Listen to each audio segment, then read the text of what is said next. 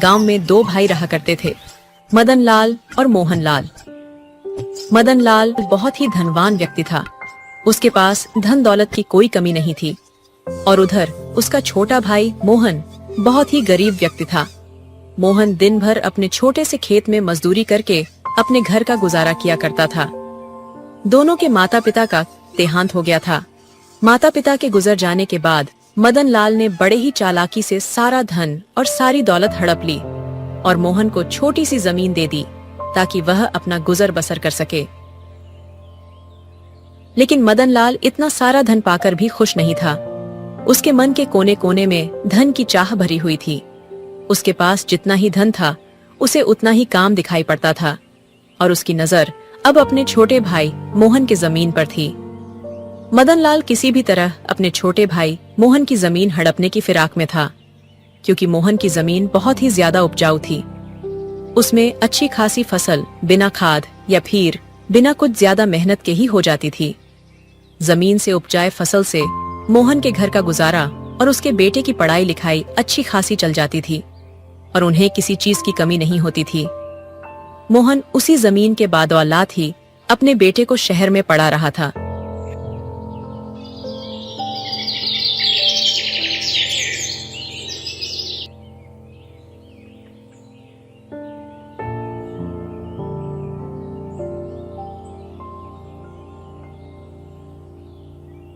अरे मोहन, कैसे हो भाई? मैंने सुना है कि तुम अपने बेटे को शहर में पढ़ा रहे हो और इतनी थोड़ी सी जमीन में खेती कर रहे हो। बताओ, इतनी कम जमीन में खेती करके भला तुम अपने बेटे को कैसे पढ़ा पाओगे? उसके खर्चे के लिए भला पैसे कैसे जोड़ पाओगे? क्या तुमने यह सोचा है अभी शहर में कितने खर्चे रहते हैं? वो तो है भैया, आप बात तो ठीक ही कह रहे हो, पर मैं कोई ना कोई इंतजाम तो कर ही लूंगा। अगर कोई इंतजाम नहीं हो पाया तो मैं सरकारी लोन ले लूंगा, लेकिन मैं अपने बेटे को पढ़ा लिखा कर बहुत बड़ा आदमी बनाऊंगा। उसे मैं अपनी तरफ मजदूर नहीं बनने दूंगा, ताकि मेरी तरह उसको दर दर की ठोकरें खानी न पड़े। अरे मेरे छोटे भाई मोहन, कैसी बातें कर रहा है तू? मेरे होते हुए कहीं और जाकर पैसे क्यों मांगेगा और क्यों लोन लेगा? अभी तुम्हारा बड़ा भाई मदन लाल जिंदा है और जब तक मैं जिंदा हूं, मेरे होते हुए ऐसा कभी नहीं होगा कि तू कहीं और जाकर पैसे मांगे। आखिर मैं तुम्हारे कब काम आऊंगा? भैया, आप क्या कहना चाहते हो? मैं कुछ समझ नहीं पा रहा हूँ। मैं तो बस इतना चाहता हूं कि तुम अपने बेटे की पढ़ाई के लिए पैसे मेरे होते हुए किसी और से क्यों मांगोगे? भला मैं तुम्हारे साथ कब काम आऊंगा? भला मेरे होते हुए तुम किसी और से पैसे मांगोगे? क्या तुम मुझे अपना बड़ा भाई नहीं समझते हो? आखिर मैं तुम्हारा बड़ा भाई हूं, मैं तुम्हारी मदद करूंगा, मैं दूंगा तुम्हें पैसे। सुनिए भैया, मैंने आज तक कभी आपसे या किसी भी गांव वालों से किसी भी तरह का उधार नहीं मांगा है, तो अब मैं उधार कैसे ले सकता हूँ? अरे नहीं नहीं, कोई बात नहीं, तुम मेरे छोटे भाई हो, तुम मुझसे पैसे ले सकते हो और बदले में तुम अपनी इस जमीन को मेरे पास गिरवी रख देना, जिस तरह बाकी गांव वाले अपनी जमीन मेरे पास गिरवी रखते हैं।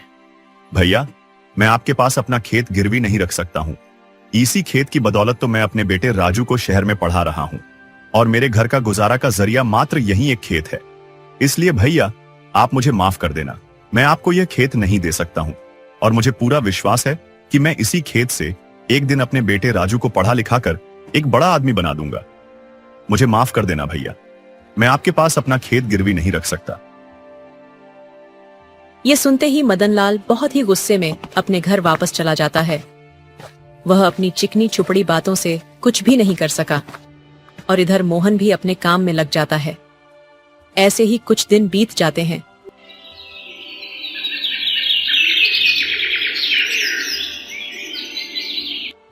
मदन लाल, तुझे किसी ना किसी तरह से मोहन से वह जमीन तो लेनी ही पड़ेगी।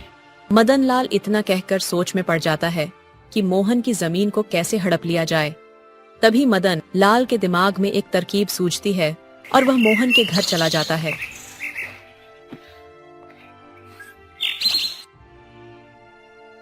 अरे मोहन भाई, मुझे तुम्हारी खुददारी देखकर बहुत अच्छा लगा।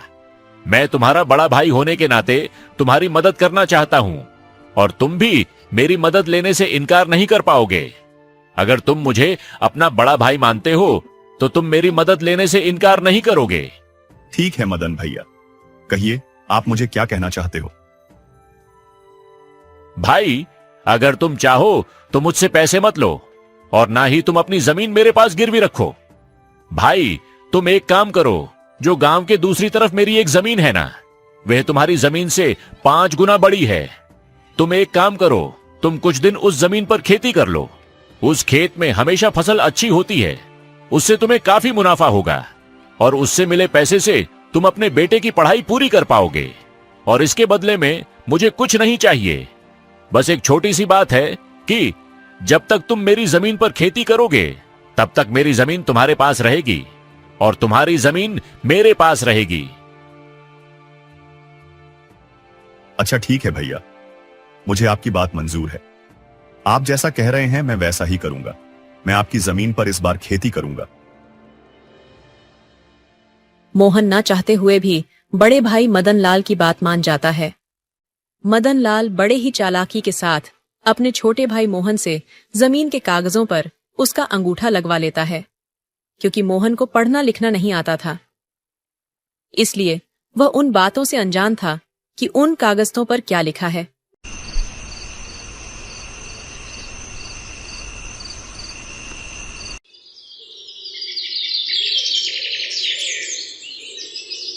ऐसे ही एक दिन मोहन खेत पर काम कर रहा होता है।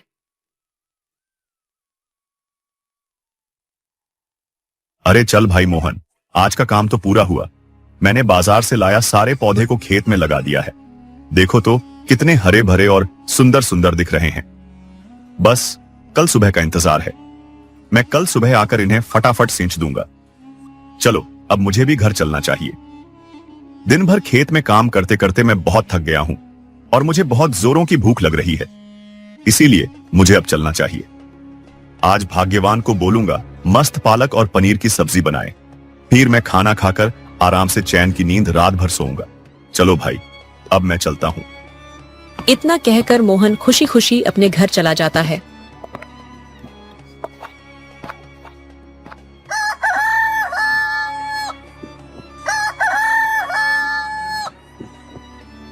अगले दिन सुबह सुबह जब मोहन अपने खेत पर जाता है तो देखता है कि उसके सारे पौधे मर चुके थे।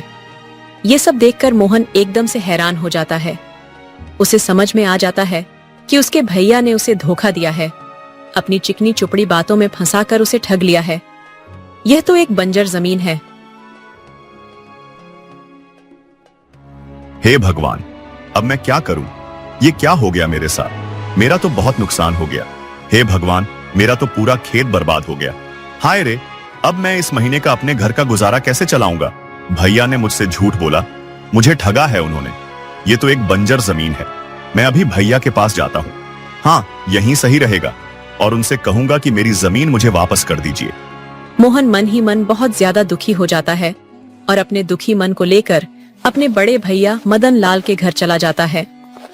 उसके मन में हजारों सवाल घूम रहे थे।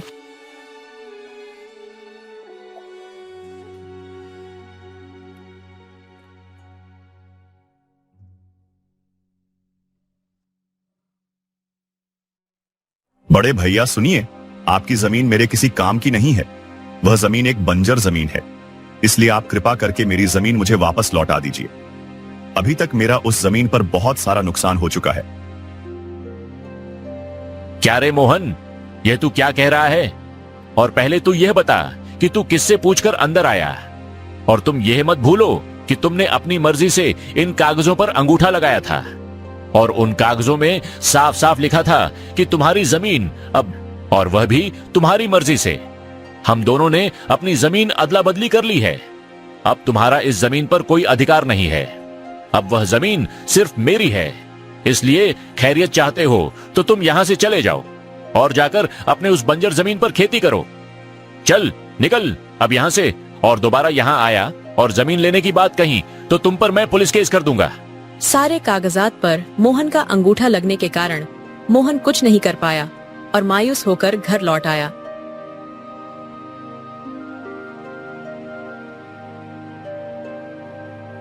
मोहन मन ही मन बहुत ही ज्यादा दुखी था।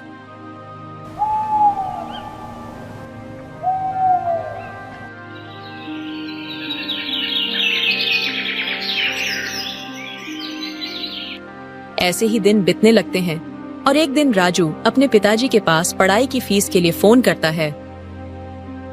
पिताजी, महीना पूरा हो गया है, फीस देने का समय आ गया है, इसलिए मेरी फीस भिजवा दीजिएगा। बेटा मुझे माफ कर दो, अभी घर में कुछ समस्या आ गई है, इसलिए मैं तुम्हारी फीस अभी नहीं भेज सकता हूँ। मैं क्या करूँ, अभी घर की स्थिति बहुत ही खराब हो गई है, घर का गुजारा चलाना ही बहुत मुश्किल हो गया है। मुझे माफ कर देना बेटा, मैं अब तुम्हारी पढ़ाई के लिए पैसे की व्यवस्था कहां से करूं? मुझे कुछ भी समझ में नहीं आ रहा है कि मैं तुम्हारी आगे की पढ़ाई कैसे करवाऊं। मेरे पास तो अब कुछ भी आय का स्रोत ही नहीं है। राजू के बार बार पूछने पर मोहन सारी बात अपने बेटे को बता देता है। वह अपने बेटे को इस बात की जानकारी नहीं देना चाहता था, क्योंकि वह घर की परेशानी बेटे को बताकर उसे परेशान नहीं करना चाहता था। पढ़ाई की फीस समय पर न मिलने के कारण राजू को अपनी पढ़ाई बीच में ही छोड़नी पड़ती है। अच्छा ठीक है पिताजी, मैं कल ही गांव आता हूँ, देखते हैं मिलकर क्या कर सकते हैं। आप चिंता ना करें, मैं कल ही आ रहा हूँ।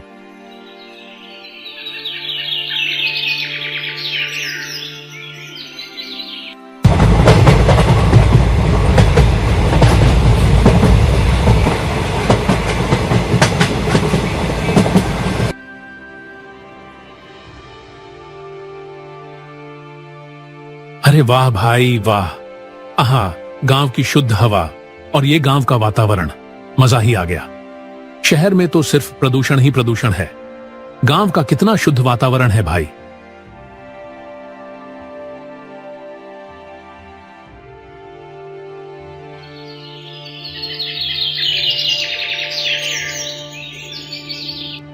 घर पहुंचने के बाद मोहन राजू को सारी सच्चाई बता देता है कि किस तरह मदन लाल ने उसकी जमीन हड़प ली।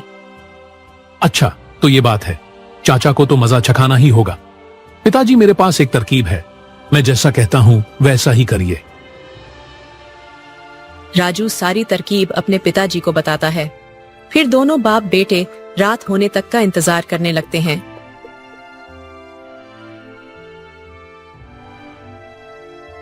रात के 12 बज चुके थे। उस समय सारे गांव वाले सो रहे होते हैं कि तभी दोनों बाप बेटे एक एक घड़ा लेकर अपने घर से बाहर निकलते हैं और अपने खेत की ओर चल देते हैं। खेत पर जाकर दोनों बाप बेटे जगह जगह जमीन खोदकर दोनों घड़ों को मिट्टी के अंदर दबा देते हैं।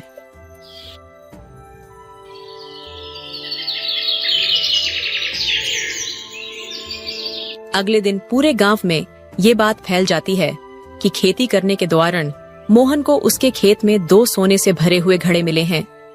गांव के हर कोने में सिर्फ मोहन की ही चर्चा हो रही होती है। जिसे भी देखो मोहन की ही बातें कर रहा होता है। अरे भाइयों, क्या तुमने सुना?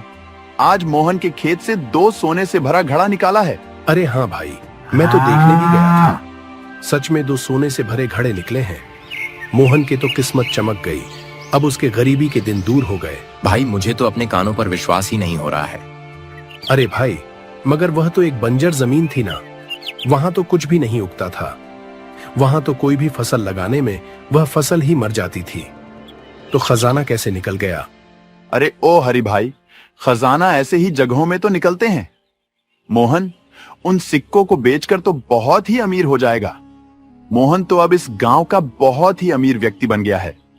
उस मोहन को तो अब किसी चीज की कमी ही नहीं होगी। ये बात जब मदन लाल के कानों तक पहुंचती है, तब मदन लाल ये बात सुनकर बहुत ही ज्यादा बौखला जाता है। आखिर कैसे ऐसा हो सकता है? बेकार से बंजर जमीन से सोने से भरा घड़ा कैसे निकल सकता है? और वह भी 2-2। मतलब मदन लाल उस बंजर जमीन में और भी खजाना हो सकता है।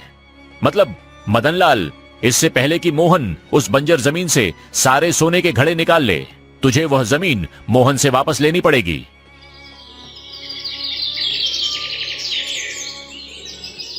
मदन लाल बौखलाए हुए तुरंत मोहन के घर चला जाता है।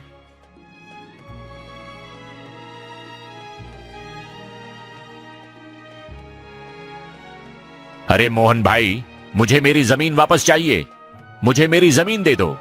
तुम मुझे मेरी जमीन वापस कर दो और तुम तुम्हारी जमीन वापस ले लो।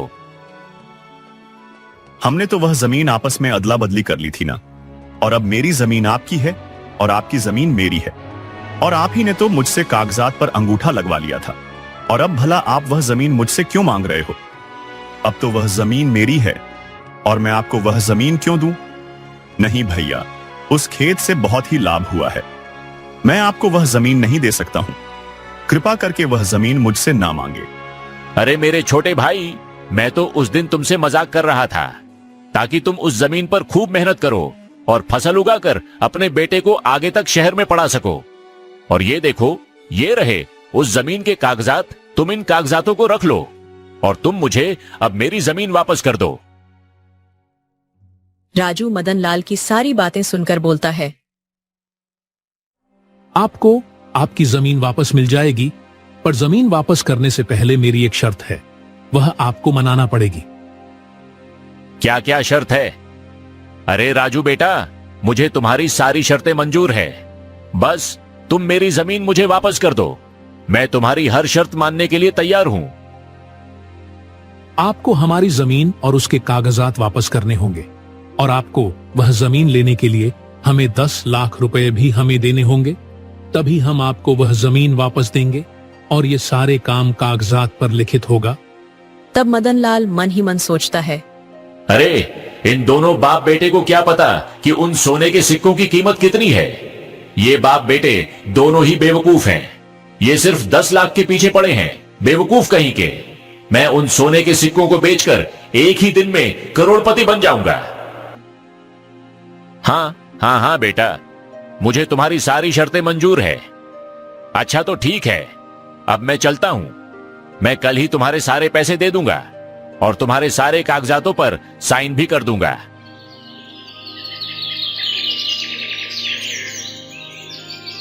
अगले दिन मदन लाल सुबह सुबह ही मोहन के घर पहुंच जाता है और सारे कागजों पर साइन कर देता है, और इसके साथ ही साथ मोहन को 10 लाख रुपए से भरा सूटकेस भी दे देता है।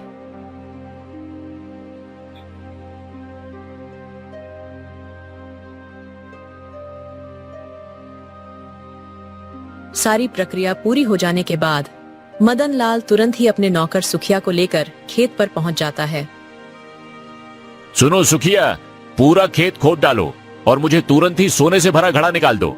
जी मालिक, मैं अभी सारे खेत को खोद डालता हूँ और उन सारे सोने से भरे घड़ों को निकाल कर आपको देता हूँ। सुखिया खेत की खुदाई करना शुरू कर देता है और धीरे धीरे करके वह पूरा खेत खोद डालता है, लेकिन उसे कुछ भी नहीं मिलता है। यह देखकर मदन लाल बहुत ही चिंतित होने लगता है। सुखिया, देखो कुछ मिला क्या? नहीं मालिक, अभी तक तो कुछ भी नहीं मिला है। मैंने तो पूरा खेत खोद दिया है। बेचारा मदन लाल अपने आप को कोसने लगता है। हे भगवान, ये क्या हो गया? मुझे तो कुछ भी नहीं मिला, ना ही एक सोने का सिक्का भी मिला। मुझे तो उन बाप बेटों ने बहुत ही आसानी से मूर्ख बना दिया। साथ ही साथ जमीन के कागजात के साथ मेरे 10 लाख रुपए भी ले लिए मुझसे। हाय रे, मैं तो लूट गया, बर्बाद हो गया। मैंने मोहन के साथ बुरा किया, इसलिए मेरे साथ बहुत बुरा हो गया। अब मैं क्या करूं? मोहन ने दोनों घरों में नकली सोने का सिक्का डाला हुआ था, जो वो शहर से लाया था। अगर हमारी कहानी आपको अच्छी लगती है तो वीडियो को लाइक और चैनल को सब्सक्राइब करके एक प्यारा पर कमेंट करना ना भूलें। Thanks for watching.